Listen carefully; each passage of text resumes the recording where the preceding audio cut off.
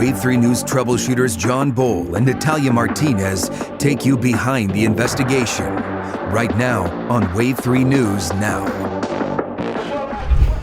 Welcome to another edition of Wave News Troubleshooters Behind the Investigation. Along with Natalia Martinez, I'm John Boll. Today, we're going to get into the LMPD saga mess, whatever you want to call it. So many chapters have been written just in the past week and a half to an already really sad novel. And we're going to bring in Natalia now, and it is going to take you through. The purpose of you listening to these is to find out more about what we're doing behind the scenes in gathering for our investigations that you then see the aired product. And we'll play one of those aired products here. But it's really interesting, Natalia, how you knew what was coming here ahead of time when the whole rest of the city and all the other reporters were standing up there at the press conference with no idea. I had known about these allegations for a long time, actually. And so much of this has been based on rumors. And if you ask some of the people involved, you know, that's one of the main points of contention. But about 2 weeks ago, I got my hands on a copy of a recording that was the LMPD chief talking to her command staff, and it was recorded.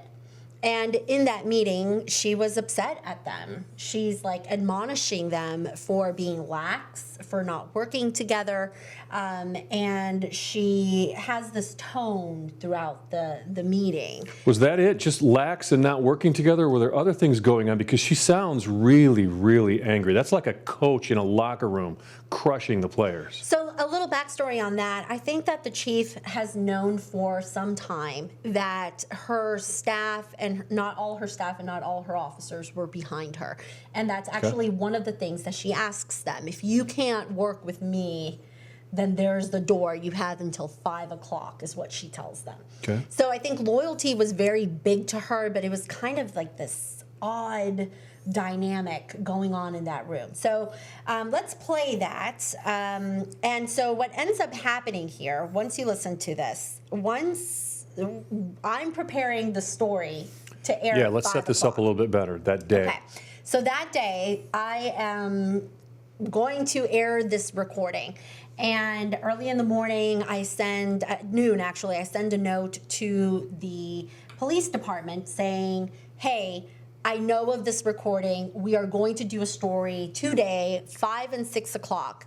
Can you please respond to how the chief spoke in that recording, and also why in the recording she promotes a major who another major comes forward and says he sexually harassed me. Once that major says that, then 59 seconds go by, and then the chief says, by the way, he's now, your new lieutenant colonel. Okay, so the way things were falling, a little more detail on that. So you send that in at noon, you get no response. Then around 3:30-ish or so, if I remember right, comes this shocking, to the other newsrooms, shocking notice that the mayor's going to hold a press conference about LMPD, was all it was said. Yes. So immediately that morning, I'd called LMPD's spokesperson just to give them a heads up, and I got no answer. And then I emailed them and said, hey, I've got this. It's coming out. Please respond. Then Angela Ingram, who's one of the spokespersons for LMPD, emailed me back and said, hey, Natalia, we're working on something for you. Can you tell me when your story airs? And I said 5 and 6. So they were well aware. In that email, I did say, we know of the recording. And I think at that point it was panic mode. Then around 3 o'clock, we get an email from the mayor's office saying, hey, we've got a major announcement about the police department. But no one knew what it was. Right. And so, we're trying to coordinate, and I told our news director, I said, hey, why don't I go to this? And if it turns out to be something related to our story, then we've got our story. And if not, then we'll still just do my story, right? So that was the game. That was the game plan. I start making calls to, all of my sources. And I think I told you, I'm like, this time, nobody seems to know anything. And that's when I was like, oh, this is something to do with the chief. Yeah, you were way more reluctant to. I would have been completely convinced this had to do with my story. You weren't really there yet. when you took off out the door. Well, I try to argue against myself. Yeah, no. That, Because I suspected that yes, maybe this had to do with it. But here's the thing: there's been so many issues with LMPD and the LMPD chief. Good point. However, I did think that it had to do with the chief because the people who would have known, if it would have been something with the DOJ, if it would have been some other big scandal, if it would have been somebody else, either within the city or with LMPD, would have been able to tell me, this is, Natalia, this is what it's about. And nobody seemed to know anything. So I was like, oh, snap. Yeah. Okay, so that's the setup to it. Let's go ahead and play the story that aired last week. Okay. The attorney for an LMPD major says the department has some work to do when it comes to taking sexual harassment claims seriously. It comes after a recording surfaced of a recent meeting between Chief Jacqueline Gwynn Villaroel and her command staff. In the recordings you're about to hear, Major Shannon Lauder makes claims against another major, who the chief then promotes exactly 1 minute later. Don't put it on record.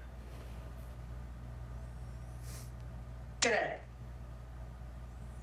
And I'm gonna ask, is there anybody within this command staff and executive staff you can't work with? The chief proceeds to call on her majors one by one by name until she gets to Major Shannon Lauder of the downtown's 1st Division. Shannon.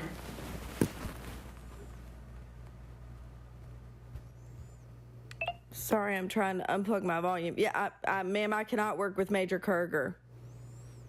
He has sexually harassed me and attacked me, and I cannot work with him.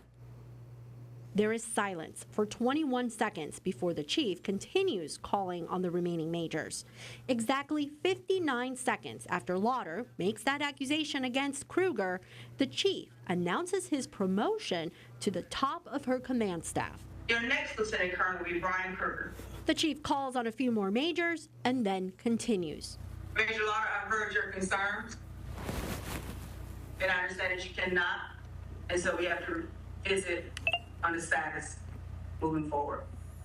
Yes, ma'am. I know now's not a good time to bring it up, but I didn't want you to say that, later that I didn't bring it up. So sorry I had to come out in this way. Positions that we got to keep moving the department forward, but I've heard your concern. Yes, ma'am. Thank you. Thank you. Kruger was the head of the department's internal investigations. The meeting began with the chief admonishing her staff. I will not have a major that cannot get along and support another major because y'all had an issue. It's over. And if you can't do that, turn in your stuff to me today. But if you cannot support me as your chief, if you got a problem with me, turn in your stuff today. I'm giving everybody 5 p.m. today. When asked for comment, Lauder referred us to her attorney, Jared Smith, who told us, what we hear LMPD Chief Jacqueline Gwynn Villaroel say in this recording is deeply concerning, as her tone towards her command staff is, in my opinion, aggressive and threatening. He continued, the chief's response to Major Lauder's allegation paints an unsettling picture of a department lacking strong leadership and failing to prioritize the well-being of its officers. He did not expand on the alleged harassment itself or whether Lauder had ever brought them up before the meeting. But the claims come under the umbrella of previous criticism by the U.S. Department of Justice that allegations of sexual harassment were not being taken seriously by the department. Okay, so then the story moves forward at warp speed with all these allegations of sexual harassment. It only gets worse from there. Yeah. So we go to this press conference, right, that the chief had called, and I'm sitting in the gallery, and the mayor comes up, and I have my phone in my hand, and I hear him say, I take allegations of sexual assault very seriously. And I'm like, oh!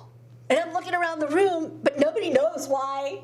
Nobody knows why. I'm freaking out. And I text our news director, and I tell him, oh my gosh, Matt, it's our story. And so the mayor wraps up his press conference, and he says that he is suspending the chief, Jacqueline Gwynn Villaroel, because of her reaction to listening to a sexual harassment allegation and then announcing this promotion. And so right at 5 o'clock, 6 o'clock, I believe, then we go ahead and we air this, and we have the recording. And since then, things just went. Right. They All these exploded. allegations of sexual harassment, and things even deeper than that. Like, I think some people look at this story and they think, whatever's going on in their department, yeah, that's bad. But when you're a family member of an unsolved homicide, and your homicide's not getting solved, or you got a sex crime thing, and you find out about the sex crimes unit, and these allegations in some of these lawsuits that there's so much sex going on that the former chief was going to bring in a black light to detect residuals in the office. Like, that's got to not sit well with you. Right, and I knew of these things that were going around the department about, so right after all of this came out, the following week is when a lawsuit was filed by yet another officer. Her name's Lauren Carby, who then accused the officer who you just heard, Shannon Lauder, who had just come forward in that meeting. She accuses her and her husband of sexually accusing her during a pool party, or sexually harassing her. Yeah. Lots of accusations. During this pool party in which she says, Shannon's husband came on to me and I said no. There was a lot of sexually explicit details in that lawsuit that I knew that as far as the media is concerned, like, let's be honest, this has to do with sex and attractive officers. I knew that the minute that these things were going to start coming out, it was just going to blow up in a way that I don't think any other scandal had here locally, right? Just the content matter, which has made everything so messy. And so now, just this week then, the mayor calls another press conference yesterday and says the chief has quit. Yeah. She's resigned. She presented her resignation, and I accepted it. So it's just too much. Only 2 weeks into the investigation, but just too much to try to defend if you're Jacqueline Gwynn Villarreal in this thing. Is that why she resigned, or was it forced, or? No, maybe she just said, you know what, Louisville, this is baloney. It's a mess. Right. I'm being unsupported. I have somebody, I have a meeting with my command staff. I can't even trust that it's not being recorded and given to the media, and honestly, I've done how many stories, about LMPD, and she knew. I've heard from others that my name was always circulating around the department, and she was very concerned about what else I was going to do.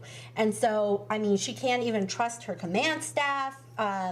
Obviously, LMPD has a lot of issues. She may have just said, you know what, good luck to you. My husband still lives in Atlanta. He's retired Atlanta police. Sayonara, I don't need this. Right. Okay, so now as we look forward in this, what other, I have to say, the interim chief here, Paul, I can't, I've been here, almost 40 years.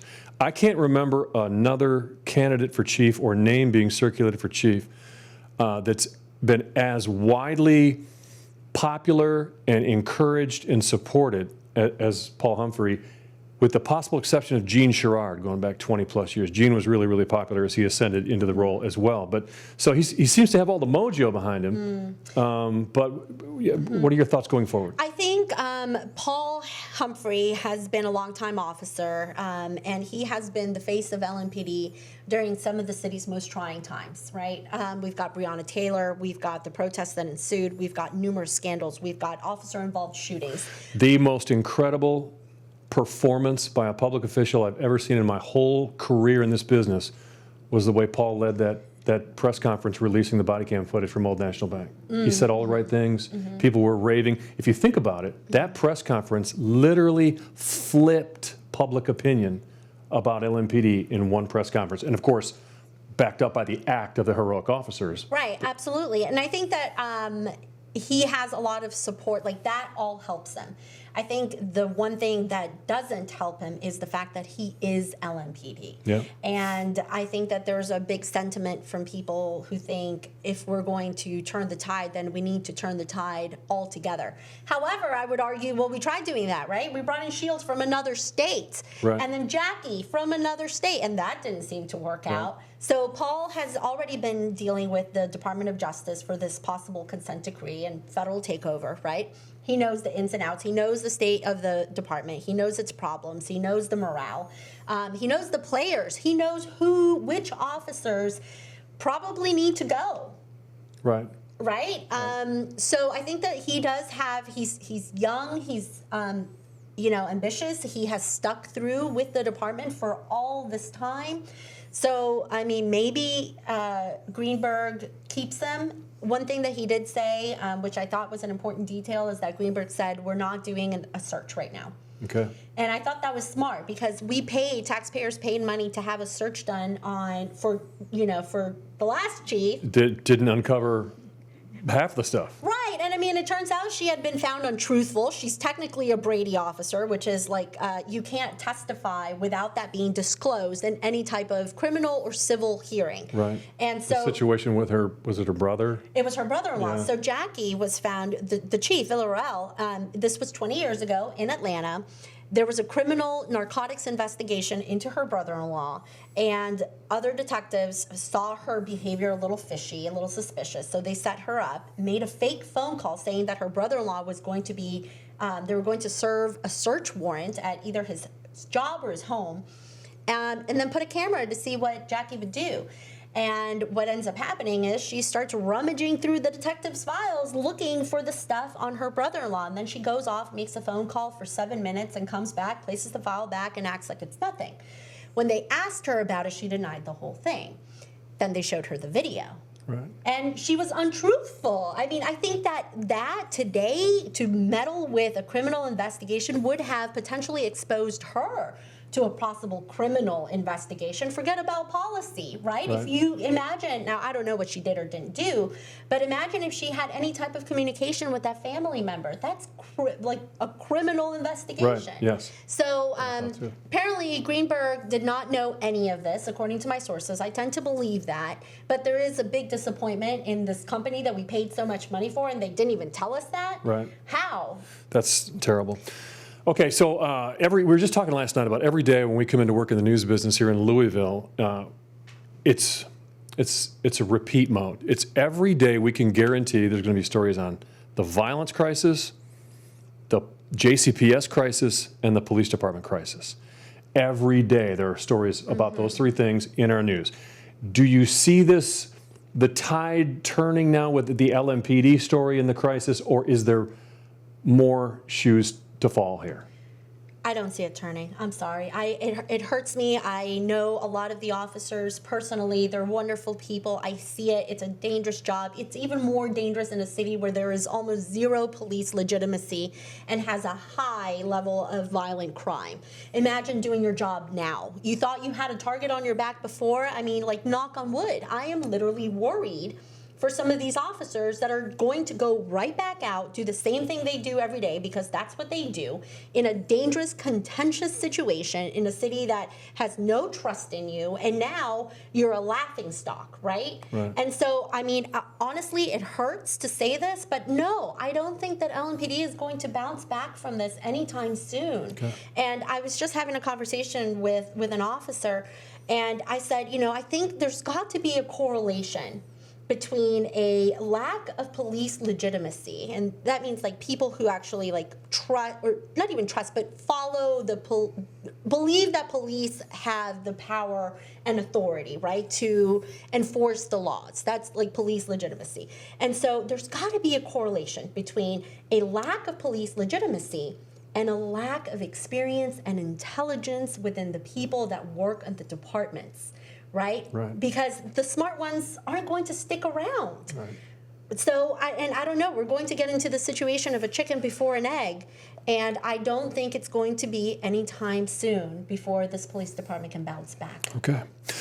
Okay, so that is the very latest. As you've been able to tell here the last couple of weeks, couple of months, Natalia breaks all the stories that refer to... Sorry about all of them. I tried. Well, just about all of them. So that's a little bit of behind-the-scenes work on how Natalia found out about some of these things and how they came to air and how it juxtaposed against what was going on at the time. Yeah, and I will say, when the press conference happened and the chief was suspended, and we had the video and we had it exclusively, and I knew it, and the reporters were all around us, and I heard a couple of scoffs and saw some people roll their eyes, and somebody said, "Man, you're lucky." And let me just say this. There is No, no there's luck no luck. involved. No. Okay, this has taken years to have established relationships within the police department, within members of the community. Trust is something that I respect and do not take for granted, and it goes both ways. And so, no, there was no luck in getting this recording. There was no luck in breaking this story. It is a lot of hard legwork, as you know, in establishing these sources and creating these relationships. And I think at the end of the day, it comes down to the people that come to us know that there is a problem that needs to be fixed. Right? And sometimes we're their last resort. And I think that this was one of those examples. And boy, it ballooned in ways that I didn't expect. Well, we are your voice. Keep coming to us. Thank you again for listening and viewing another edition of Wave Troubleshooters Behind the Investigation. For Natalia Martinez, I'm John Bull. Stay tuned for more. Have a good day.